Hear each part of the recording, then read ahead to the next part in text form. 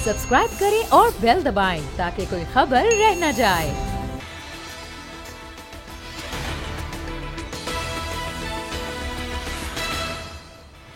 अस्सलाम वालेकुम। दुनिया भर में फेसबुक बार बार बंद क्यों हो रहा है, व्हाट्सएप क्यों रुक रहा है, डेटा कहां जा रहा है, कितना नुकसान हो रहा है, ये मामला है क्या? और कल फिर ऐसे ही हुआ, फेसबुक रुक गया, व्हाट्सएप भी रुक गया दुनिया के बहुत सारे ममालिक में। ये कम वक्त के अंदर ये दूसरी बार का मामला है। पाकिस्तान के अंदर एक ऑर्डिनेंस आया है नैब, ये एनआरओ है, ये मजीद सख्त करने के लिए है। जैसे जावेद इकबाल साहब को एक बार फिर स्पेस दिया गया है, वो काम करेंगे, कब तक काम करेंगे ये भी एक सवाल है। लेकिन क्या नैब वाकई अब एनआरओ के तौर पर चलेगा? किसी ब्यूरोक्रेट को नहीं पकड़ा जाएगा, किसी मिनिस्टर को नहीं पकड़ा जाएगा, काबीना जो फैसला करेगी उसके ऊपर कोई नहीं आएगा?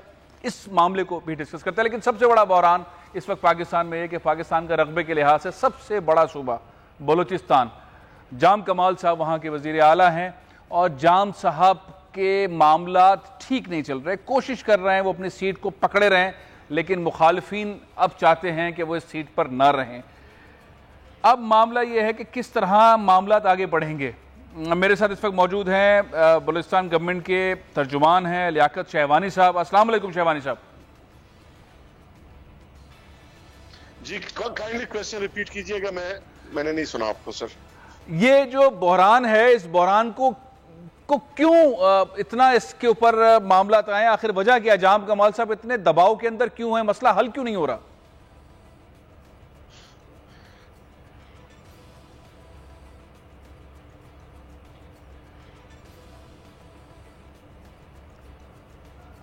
बलूचिस्तान अवामी पार्टी के जो नाराज हैं और एक कोलिशन पार्टनर है बीएनपी अवामी, जिनके दो नशिस्तें हैं, इन दोस्तों की हद तक थोड़ी नाराजगी जरूर है और उनकी नाराजगी को खत्म करने के लिए 3 सतहों पे हम कोशिश कर रहे हैं। चेयरमैन सेनेट साबिक सिंजरानी साहब की सरबराही में एक मसालती कमेटी है, वो कोशिश कर रही है। हमारे अपने जो जाम साहब के साथ जो कोलिशन पार्टनर्स, बाप पार्टी के मिनिस्टर्स, एमपीएस, वो अपने कोलीग्स को मनाने की कोशिश कर रहे हैं और जाम साहब खुद भी फर्दन इन दोस्तों के घर जा जाके उनसे गुजारिश कर रहे हैं, उनको मनाने की कोशिश कर रहे हैं और उनकी जो कंप्लेंट्स हैं, उनकी शिकायत हैं या तहफ़्फ़ुज़ात हैं, जाम साहब ने उनको बता दिया है कि जो भी तहफ़्फ़ुज़ात हैं उसको एड्रेस कीजिएगा, खत्म करके आप वापस आ जाएं। लेकिन असल मसला यह है कि जाम कमाल साहब जो मुज़ाकरात कर रहे हैं, जो बात कर रहे हैं, मुसलसल कर रहे हैं। कभी इस्लामाबाद से कोई जा रहा है, कभी वो इस्लामाबाद आ रहे हैं, लंबी लंबी मीटिंग्स हो रही हैं, सेनेट के चेयरमैन एक्टिव हुए हुए हैं, वो कोशिशें कर रहे हैं। ये सारी कोशिशें कामयाब हो क्यों नहीं रही? आखिर ऐसे क्या इख्तिलाफात हैं जाम कमाल साहब से कि उनके दोस्त अब उनकी बात नहीं मान रहे? लियाकत शहवानी साहब, असल में 2-3 मामला हैं क्या जिस पर बात नहीं बन पा रही? मेरा ख्याल है मेरी आवाज नहीं जा रही है। जी मुझे आवाज आ रही है अभी। जी प्लीज। मैं सवाल दोहरा देता हूं, आखिर मामलात क्या हैं? जाम कमाल साहब से इतने नाराज क्यों हैं? क्यों उनके दोस्त अब उनकी बात नहीं मान रहे? वो चाहते नहीं है कि वजीर आला रहें। ऐसे आखिर 2-3 मामलात, अहम मामलात क्या हैं? देखिए, एक अहम मुतालबा जो सामने आया है अभी तक हमारे नाराज दोस्तों की तरफ से, वो ये कि वजीर आला जाम कमाल साहब उनको मुलाकात के लिए ज्यादा वक्त नहीं देते थे। अगर वो मुलाकात के लिए आ भी जाते थे तो उनको इंतजार करना पड़ता था। ये एक कंप्लेंट सामने आया। अब गुजारिश ये है कि हमारे 14 मिनिस्टर्स और एमपीएस वो ये गिला कर रहे हैं कि उनको वक्त नहीं मिला। दूसरी तरफ जाम कमाल साहब के साथ 27 मिनिस्टर्स, एमपीएस इस वक्त मौजूद हैं। अगर मुलाकात का ही इशू होता तो बाकी 27 ये कंप्लेन क्यों नहीं कर रहे? नंबर 2 कि अगर इस तरह की कंप्लेन है भी तो जाम कमाल साहब ने बारहा ये कहा है कि आप शेड्यूल बनाएं, जितना वक्त एमपीएस मिनिस्टर्स को चाहिए वही एलोकेट में आप खुद करें, मैं हाजिर हूं। तो अगर ये एक कंप्लेन है या एक ही रिजर्वेशन है तो वो एड्रेस हो चुका, तो इसके बाद नाराजगी जो है वो खत्म होनी चाहिए। अच्छा, मुलाकात का वक्त ज्यादा ना देना, इंतजार करवाना, ये सबसे बड़ा मामला हमारे कल्चर में भी यही है ना। कोई इज्जतदार अगर आ जाए तो फिर आप उसको वक्त तो दें, लेकिन अगर ये एडमिट कर लिया है जाम साहब ने कि वाकई ऐसा है तो एतराज तो ठीक बनता है। देखें, एतराज उस वक्त ठीक बनता कि 41 अराकीन की अक्सरियत ये गिला करते हैं। अक्सरियत को ये गिला नहीं है, कुछ दोस्तों को गिला है। अच्छा, फंड्स के मामला के ऊपर भी कुद्दूस साहब कहते हैं कि हमें उस तरह से फंड्स नहीं दिए, मेरे इलाके के अंदर जो है वो सीएम साहब खुद इन्वॉल्व होते हैं, ये जो मुआहदा था उसकी खिलाफ वर्जी है, इस पर क्या मामलात हैं? देखिए, मेगा प्रोजेक्ट्स पूरे बलूचिस्तान में शुरू किए गए। ये पास्ट का वो एक प्रैक्टिस हुआ करता था कि सारे एमपीएज या उनके आइडेंटिफिकेशन पे स्कीमा दिए जाते थे जिनमें मुख्तलिफ स्कीम होते थे। अब भी उनके आइडेंटिफिकेशन पे स्कीमात भी दिए जा रहे हैं, लेकिन ओवरऑल बलूचिस्तान गवर्नमेंट का कोलिशन पार्टनर्स का एक विजन है कि बलूचिस्तान में ये जो रवायती रोड और नालियां बनाना है या एक आबनोशी की स्कीमात लगाना है, उससे आगे बढ़ के पर्पस बिल्ट स्कीमात बनाने होंगे, मेगा प्रोजेक्ट शुरू करने होंगे, जिनमें 2 स्पेशल इकोनॉमिक जोन्स जो लोगों नौजवानों के रोजगार के लिए बलूचिस्तान में इंडस्ट्रियलाइजेशन के लिए जरूरी है, वो हमने शुरू किए। 13 border markets, 3 marble cities, 4 mini industrial states. इसके अलावा मेगा प्रोजेक्ट्स में पूरे बलूचिस्तान में 50 से 60 एकड़ पर मुहित स्पोर्ट्स कम्प्लेक्सेस, स्कूल्स, बलूचिस्तान की तारीख का पहला कैंसर हॉस्पिटल, बलूचिस्तान की तारीख का पहला girls cadet college, dual carriage में कोयटा कराची शाहराह। इतनी सारी लिस्ट आप बता रहे हैं, ये सब हो रहा है, ये मंसूबे चल रहे हैं और इस पर नाराज हैं, यानी कि अब्दुल रहमान केथरान साहब भी इस पर नाराज हैं, कुद्दूस बजंजो साहब भी इस पर नाराज हैं, बहुत सारे लोग इस पर नाराज हैं कि वो जाम कमाल साहब उनसे ताउन नहीं करते, उनसे मुज़ाकरात नहीं करते, उनके काम में दखल डालते हैं। आपके ख्याल में ये मसला हल हो जाएगा? जी बिल्कुल हो जाएगा। हमारे कुद्दूस बजंजो साहब बड़े मोहतरम सीनियर दोस्त हैं, पहले भी उनकी नाराजगियां रही हैं, उनको एड्रेस किया जाता रहा है और वो फिर जो है खुश हुए और नाराजगियां खत्म हुई। बाकी दोस्तों के भी रिजर्वेशंस और ये सब जगह होते हैं। डेमोक्रेटिक नॉर्म्स और कल्चर में नाराजगियां होते हैं और बेहतर डेमोक्रेटिक नॉर्म और कल्चर और प्रैक्टिस ये है कि जब कोई कंप्लेन करे आप उसको एड्रेस करें, उनको सुने, उनके घर जाएं, यही किया जा सकता है। एक एक घर जो है ना, जाम कमाल साहब खुद गए हैं, लेकिन फेल हो रहे हैं ना, जा भी रहे हैं। इतना लंबा टाइम हो गया कि 3 तारीख तक आखिरी वक्त था, फिर आगे गए, फिर आगे गए, अब फिर वो उनके खिलाफ तहरीक आ रही है। इस तहरीक की कामयाबी के कितने चांसेस आपको नजर आते हैं? जी, तहरीक की कामयाबी के चांसेस तो नहीं है, लेकिन बाप पार्टी जो बलूचिस्तान अवामी पार्टी है उसको जो है अपने ही दोस्त उसका डिस्क्रेडिट तो कर रहे हैं, उसकी पोजीशन जाहिर खराब होगी। अब तहरीक के पीछे थोड़ा लॉजिक सुन ले फैसल भाई, मुझे 2 मिनट टाइम दीजिएगा। बुनियादी तौर पे आज से 1 महीने कबल पीडीएम जो अपोजिशन में है बलूचिस्तान असेंबली में, उन्होंने तहरीक अदम एतमाद जमा कराया जी, और फिर उसका अता पता छोड़ दिया और खुद लापता हो गए। और अपोजिशन के पास अगर खेलने के लिए पत्ते होते तो वो खेल चुके होते, जीत चुके होते, उनके पास नंबर्स कम थे। वो पीछे हट गए और वो चाह रहे थे कि जो जाम कमाल साहब के खिलाफ जो नाराज दोस्त है वो उनको सपोर्ट करे ताकि उनके नंबर पूरे हों। हमारे दोस्तों ने उनके साथ कोई आमीन नहीं भरा, लिहाजा वो पीछे हट गए। अब वो क्या कर रहे हैं?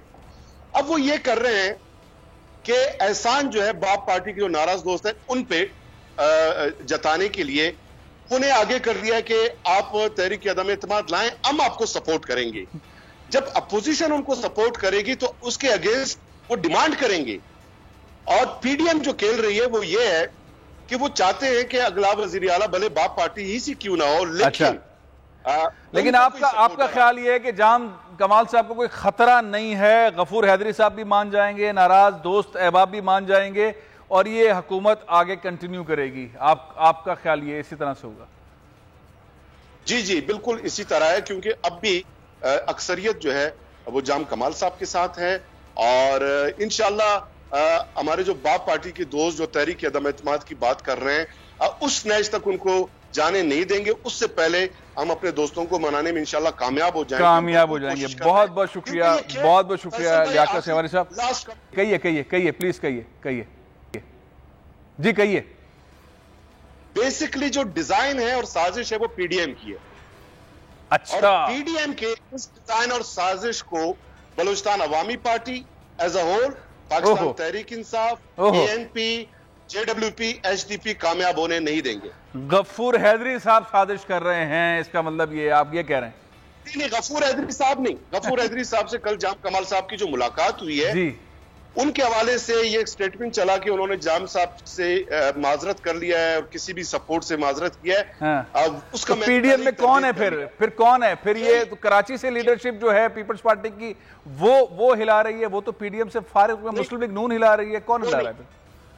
वो नहीं है। आपने चूंकि गफूर हैदरी साहब का डायरेक्ट नाम लिया, मैं उसका नाम डायरेक्ट नहीं ले रहा। मैं पीडीएम का जब कहता हूं तो उसमें JUIF, BNP, मैंगल और अचकज़ई साहब जमात PK मैप है। मैं एज अ पार्टी किसी शख्स का मैं नाम नहीं ले रहा। आपने बेसिक नाम लिए बगैर इल्जाम आयद कर दिया है। देखते हैं कि आप कामयाब होते हैं या पीडीएम के वो रहनुमा कामयाब होते हैं, साजिश कामयाब होती है। मैं ब्रेक ले रहा हूं, ब्रेक के करेंगे क्रिकेट की।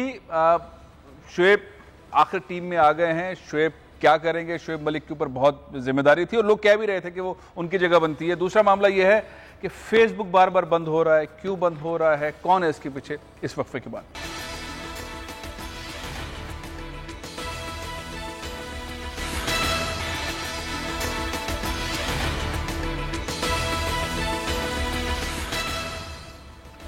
Welcome back. नैब ऑर्डिनेंस, ये तरमीमी ऑर्डिनेंस है क्या? ये NRO है क्या? इसके जरिए हुकूमत आखिर के 2 साल के अंदर स्पेस ले रही है कि ब्यूरोक्रेसी काम करे, काबीना काम करे और उसके ऊपर नैब हाथ न डाले, ये है? या सख्ती का मामला आ रहा है और अपने पास से वो जो इख्तियारात थे वजीर आजम साहब ने वो सदर मुमलिकत को दे दिए हैं? बहुत सारी नई डेवलपमेंट हैं, कुछ चीज़ों के ऊपर बहुत तारीफ की जा रही है, लेकिन अक्सरियत इस बात से लाइल्म है कि ये ऑपरेट कैसे होगा। और एक इंपॉर्टेंट चीज़ ये है कि जस्टिस जावेद इकबाल साहब कब तक रहेंगे चेयरमैन, और जो उन्होंने काम किया था पहले वो काम, और अब जो उन्हें काम करना है, नई अदालतों की बात हो रही है, 30 नई अदालतें बनने जा रही हैं, नए प्रोसिक्यूटर जनरल्स आ रहे हैं, स्टाफ नया रखा जा रहा है, हैवी सैलरी के मामलात हैं, तो ये सब कुछ किस लिए?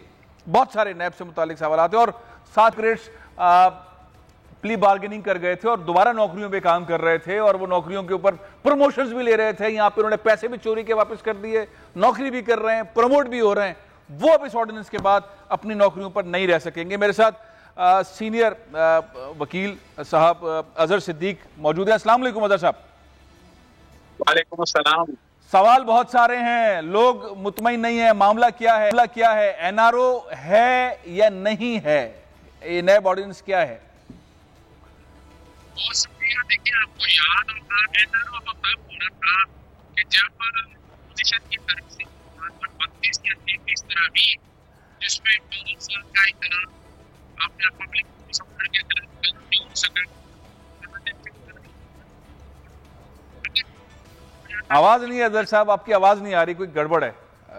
मैं अपनी टीम से कहता हूं आपकी आवाज सुधरा चेक कर ले, आवाज जो है प्रॉपर नहीं आ रही। बात बड़ी दिलचस्प है, सवाल आम आदमी का है कि NRO है या नहीं, अपोजिशन इल्जाम लगा रही है NRO है या नहीं है।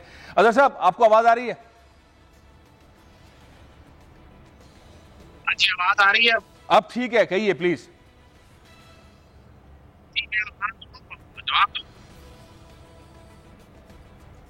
आपकी आवाज फिर प्रॉपर नहीं आ रही है।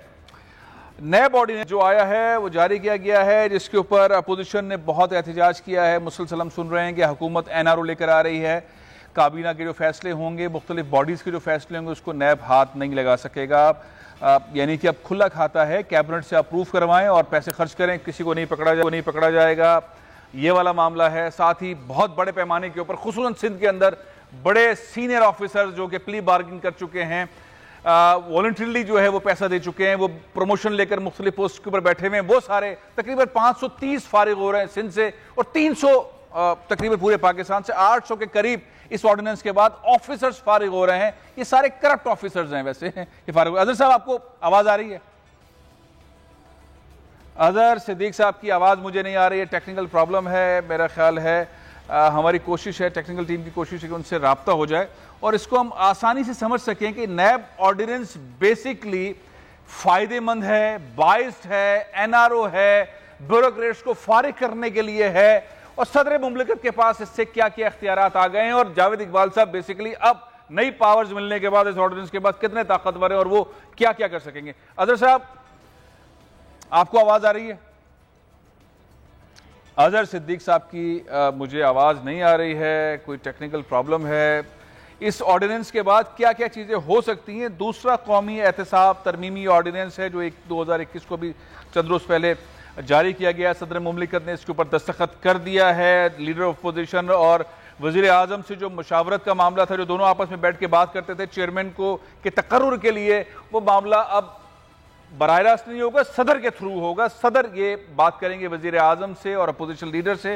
हुकूमत ने कह दिया था शहबाज शरीफ के खिलाफ बहुत सारे रेफरेंसेज हैं, वो खुद उन पर इल्जाम लगाया कि वो चोर हैं। अजहर साहब, आपको फोन आवाज आ रही है? जी, मुझे अब आपकी आवाज बिल्कुल ठीक आ रही है। मेरे 3-4 ऐसे सवाल हैं जो हर आदमी सोच रहा है, एनआरओ है, क्या है, जावेद इकबाल साहब ज्यादा ताकतवर हो गए हैं, ब्यूरोक्रेट्सों को नौकरी से निकाला जा रहा है, जो करप्ट हैं, होने क्या वाला है इस ऑर्डिनेंस के बाद?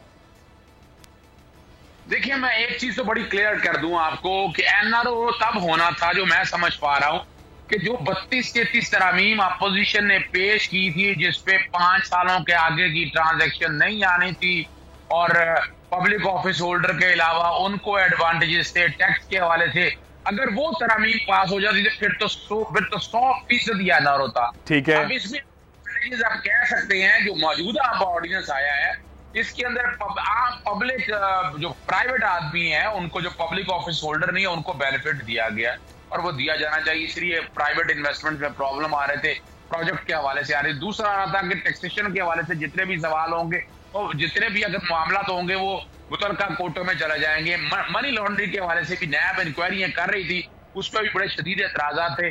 अब वो वाला मामला भी है, वो भी बाकायदा उन्हीं कोर्टों में चला जाएगा। एक जो देखिए, यहाँ जो समझने वाली बात है, ये इससे मैं इख्तिलाफ इस हद तक करता हूँ कि आपने ब्यूरोक्रेसी को सदरमार बिहार नहीं बनाना है।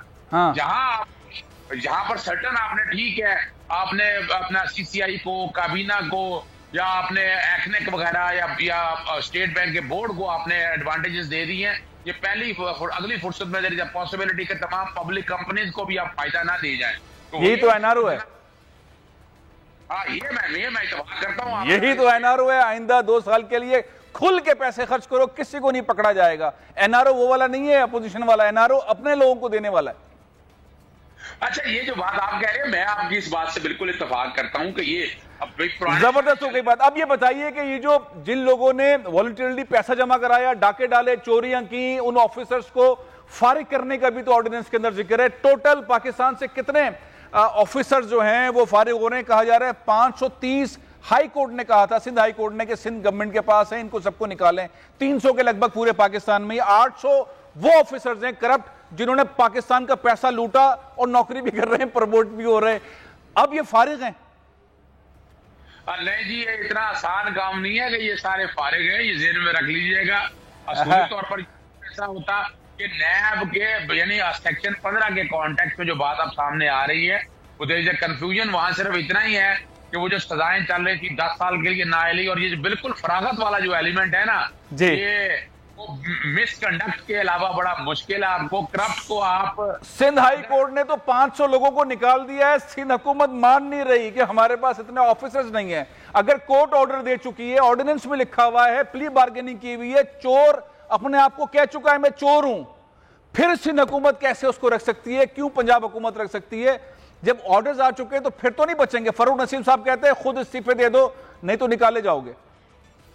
देखिए, ये बात बड़ी सीरियस है। हकीकतन मैं आपकी बात से मैं इत्तेफाक करता हूं, लेकिन सवाल आपके सामने देख लें। आपने पिछले दिनों ज़मीर अब्बासी के बारे में सुना, नैब के रहते हुए वो क्या कुछ कतरा, कितने ऑफिसर वो नैब के अंदर ये हो रहा था। हाँ। तो ये जेहन में, अगर ये काम हो जाए कि करप्ट लोगों को पता होकर नौकरियों से निकाल दिया जाएगा, तो नौकरी ये तो इतना बहुत बड़ा भला होगा। लेकिन एक तरफ तो आप ब्यूरोक्रेसी को बचा रहे हैं, एक तरफ तो आप ऐसे लोगों को एडवांटेज, एक तरफ एनआरओ, दूसरी तरफ नौकरी से निकालना। बहुत बहुत शुक्रिया, मैं माजरत चाहता हूं, बात बनी थी लेकिन वक्त बहुत कम है। अदर साहब, एक अहम मामला जो हर पाकिस्तानी के हाथ में फोन है, सारी दुनिया के अंदर फोन है, फेसबुक पे लगे हुए हैं, व्हाट्सएप पे लगे हुए हैं, और लगे हुए हैं, अचानक से व्हाट्सएप बंद हो जाता है। लोग सोचते हैं क्या हुआ, मार्शल तो नहीं लग रहा, फेसबुक तो बंद नहीं है, लेकिन बराबर मालूम होता है कि सारी दुनिया के अंदर ये मामला है क्या?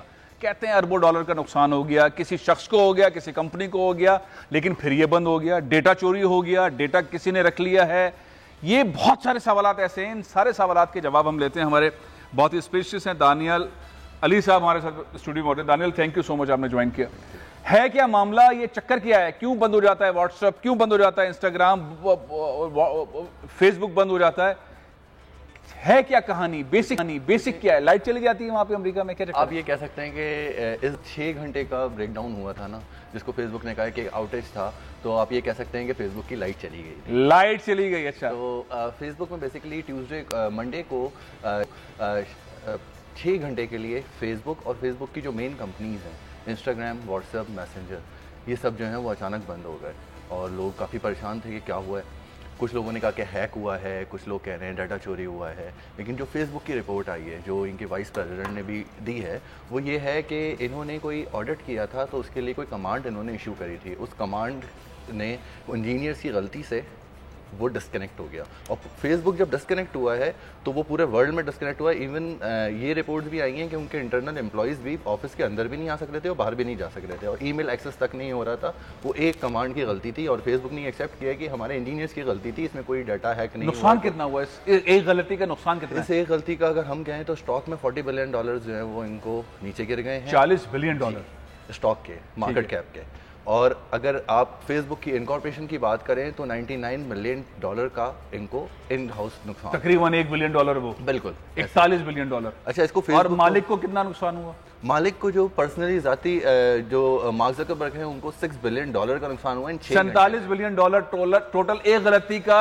जुर्माना $47 बिलियन। अब ये बताइए कि एक बात है कि डेटा चोरी हो गया मेरी डेट ऑफ बर्थ, मेरा नाम, मेरा ये, मेरी फैमिली का डेटा, जो कुछ इस पे था वो डेटा चोरी होगा। चोरी हुआ क्या डेटा? नहीं, ऐसा फेसबुक की रिपोर्ट के मुताबिक ऐसा नहीं है। अगर हम देखें कि फेसबुक के ऊपर एक इल्ज़ाम लगा था आज से 3.5 साल से ना, मार्क ज़करबर्ग और फेसबुक इनकॉर्पोरेशन एक केस बुक कर रही है जिसमें जुर्माना भी हो चुका है, कांग्रेस में भी जाकर उन्होंने बयान दिया। कांग्रेस में जो जुर्माना हुआ था वो तकरीबन $80 बिलियन का था।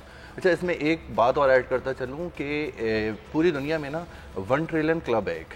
अच्छा, 1 ट्रिलियन क्लब के अंदर जो है वो सारे डिजिटल प्लेटफॉर्म्स हैं, ठीक है, जिसमें माइक्रोसॉफ्ट है, जिसमें एप्पल है, जिसमें गूगल है, जिसमें अमेजोन है और जिसमें फेसबुक था। सारे टेक्नोलॉजी कंपनियां जो है उसके अंदर है, जिसमें फेसबुक था या हो सकता है, क्योंकि इसमें फेसबुक को जो नुकसान हुआ है 80 बिलियन 22 सितंबर तक हुआ है, और उसके बाद जो अभी नुकसान हुआ है तो इसकी जो नेटवर्थ है वो 919 बिलियन हो गई है, ट्रिलियन से नीचे आ गया है। ये हो सकता है कि इसकी वो मेंबरशिप भी रिवोक हो जाए।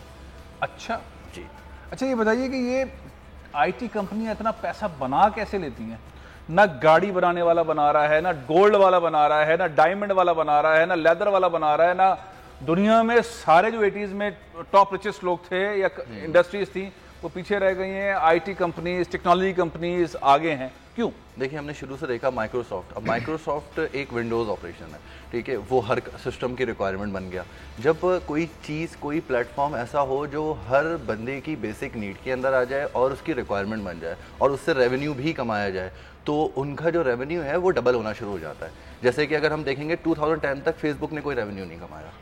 इंस्टाग्राम इसने बाद में $1 बिलियन का एक्वायर किया है। व्हाट्सअप इसको $16 बिलियन में मिला, और उसके बाद इसने व्हाट्सअप, इंस्टाग्राम और फेसबुक के थ्रू इन्होंने जो है वो रेवेन्यू बनाना शुरू कर दिया। अच्छा बताएं, एक बंदा व्हाट्सअप यूज़ कर रहा है, आप कर रहे हैं, मैं कर रहा हूँ, आप कर रहे हैं, सब कर रहे हैं, मैं कैसे रेवेन्यू दे रहा हूँ व्हाट्सअप को?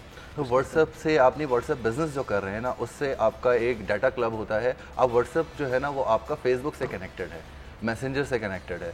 तो जब आपका व्हाट्सअप फेसबुक से कनेक्ट होता है तो व्हाट्सअप बिजनेस एक ऐप आई है जिसके थ्रू आप बिजनेस कर सकते हैं, अपनी कैटलॉग्स बना सकते हैं। तो एक इंडिविजुअल यूजर रेवेन्यू वहाँ से आ रहा है। जी। फेसबुक से कैसे रेवेन्यू बना रहा है? फेसबुक से मार्केट प्लेस है, इसकी इश्तेहार है, एड्स कैंपेन चल रही होती हैं। बहुत सारे लोगों ने ई शॉप जो है वो फेसबुक प्लेटफॉर्म पे ही। अब इस सारे सिनेरियो के अंदर पाकिस्तान में आ जाते हैं। पाकिस्तान की पॉलिसीज, पाकिस्तान में टैक्स लग गया है 2%। पाकिस्तान में पहले टैक्स नहीं था, अब लग गया है, टैक्स लग रहा है। आपको क्या नक्शा नजर आ रहा है? ये सारे सीन से कल दोबारा बंद हो गया था फेसबुक, इस सारे सीन से पाकिस्तान में क्या नुकसान हुआ होगा? देखिए, पाकिस्तान में भी ऐसे बहुत से कंटेंट क्रिएटर हैं, इन्फ्लुएंसर्स हैं और बहुत से बिजनेस एंटरप्रेन्योर्स हैं जो ये काम डायरेक्ट फेसबुक प्लेटफॉर्म पे कर रहे हैं।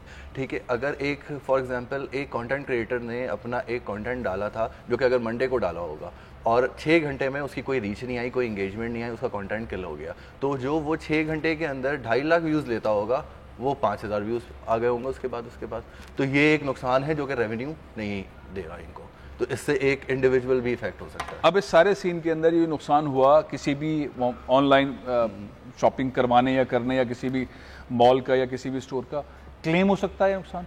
नहीं, फेसबुक के ऊपर ये क्लेम नहीं हो सकता। हाँ, फेसबुक से बहुत से लोगों ने, क्योंकि इंडिया इससे ज़्यादा इफेक्ट हुआ है, क्योंकि जो फेसबुक के ऊपर सबसे ज़्यादा यूज़र हैं पूरी दुनिया में वो इंडिया में है, वो 320 मिलियन है इंडिया 320 मिलियन जी। तो वो 320 मिलियन यूज़र्स का जो इफेक्ट हुआ है, तो उन्होंने ये क्लेम तो किया है कि ये बहुत लॉस है, फेसबुक को इसको रिकवर करना चाहिए। फेसबुक हो सकता है इसको इन टर्म ऑफ रेवेन्यू, चाहे वो परसेंटेज बढ़ा दे जो रेवेन्यू वो यूज़र्स को देता है, तो हो सकता है कि इस तरह वो अपने क्लेम को रीइंबर्स करें। अच्छा, हम इससे महफूज कैसे रह सकते हैं? ये शुबात कि हमारा डेटा चोरी हो गया, ये मामला दुनिया के अंदर ये सवाल है। कुछ लोग मुतमईन हुए, कुछ कहते हैं नहीं चोरी तो हो गया, अभी बता नहीं रहे, बाद में मेरा डेटा का इस्तेमाल हो जाएगा। देखिए, फ्रांसिस हॉगन जो जिसने जो इनकी एम्प्लॉय थी, उसने जो है वो लास्ट टाइम इनके ऊपर क्लेम किया था कि Facebook compromise data over profit. ये एक बहुत बड़ी स्टेटमेंट थी। तो इस क्लेम के बाद बहुत सारे लोग इनसिक्योर हो गए, कुछ लोगों ने जो है वो फेसबुक को लेफ्ट भी कर दिया। अगर आपने डाटा सिक्योरिटी आपको चाहिए, फेसबुक के पास तो आपका डाटा होगा, आप कहाँ जा रहे हैं, क्या कर रहे हैं, कहाँ चेक इन करते हैं, तो जाहिर है एक चीज पता है, इसीलिए तो डर है कि सारा खौफ इस बात का है तो आपको कि सेल ना हो जाए या खिलाफ इस्तेमाल ना हो जाए। फेसबुक पॉलिसीज इंप्लीमेंट कर रहा है, इसने अपनी कम्युनिटी पॉलिसी भी इंक्रीज करी है, और जो सिक्योरिटी पॉलिसी है वो आए दिन जो है ना वो चेंज होती जा रही है। तो फेसबुक के पास तो डाटा रहेगा, ये तो कंफर्म है, लेकिन एक आम आदमी तक ना जाए तो फेसबुक उसको सिक्योर कर रहा है, और वो कांग्रेस को भी जवाबदेह है, वहाँ की गवर्नमेंट को भी जवाबदेह है। बहुत बहुत शुक्रिया दानियल, बहुत बहुत शुक्रिया। बड़ी बार बार सीखने समझने की जरूरत है। आपको दानियल को दोबारा भी मौका देंगे इंशाल्लाह कि वो हमें आके बताएंगे और क्या क्या चीज़ें। लेकिन सबसे बड़ी खबर आज की ये है कि शुएब मलिक स्क्वाड में शामिल हो गए हैं। मिर्जा इकबाल बेग साहब हमारे साथ मौजूद हैं। अस्सलाम वालेकुम मिर्जा साहब। वालेकुम अस्सलाम। मैं आपको मुबारकबाद दूं या आपसे मुबारकबाद दूं, मुझे ऐसा लगता था कि शुएब की जगह है, अब वो हादसाती तौर पे बनी या मेरिट पे बनी, लेकिन टीम ऐसा लगता है बहुत मजबूत हो गई। क्या कहेंगे आप?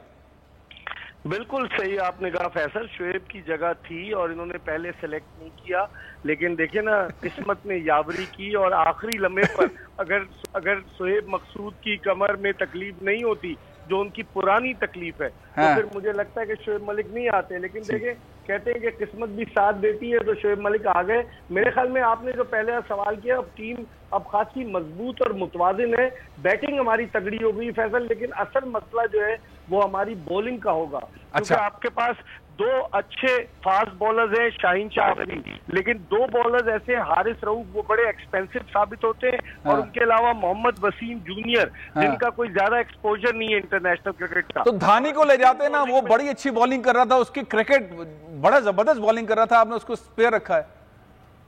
ये तो इस मुल्क का अलमिया है फैसल के जो अच्छा परफॉर्म करता है। अब दहानी को बजाय इसके कि T20 का वो PSL का बेहतरीन बॉलर बना था, उसको बजाय T20 खिलाते उसको जो है जिम्बाब्वे और वेस्ट इंडीज टेस्ट टीम में भेज दिया गया।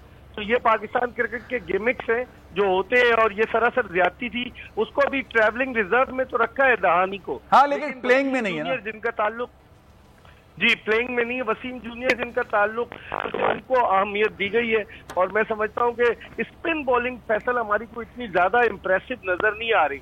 इमाद वसीम है, उसके अलावा शादाब खान वो बिल्कुल आउट ऑफ फॉर्म है गुज़िश्ता, अगर आप देखें 2-3 साल से। और हाँ, और उनके अलावा जो है मोहम्मद नवाज है।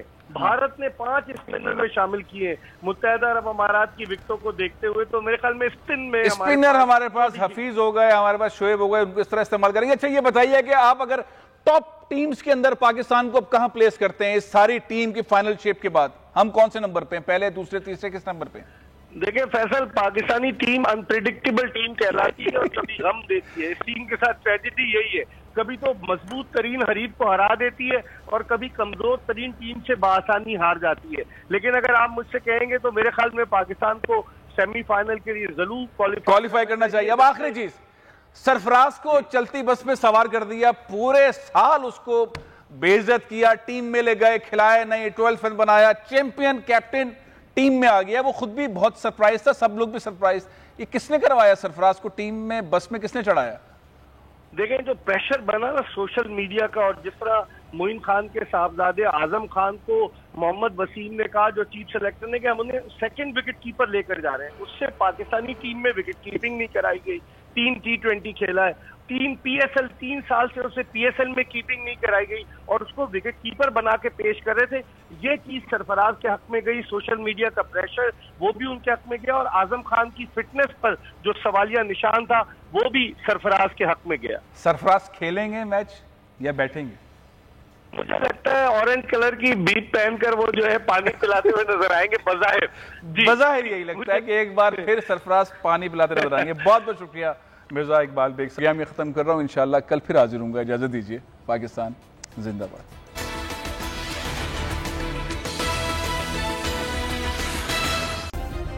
सब्सक्राइब करें और बेल दबाएं ताकि कोई खबर रह न जाए।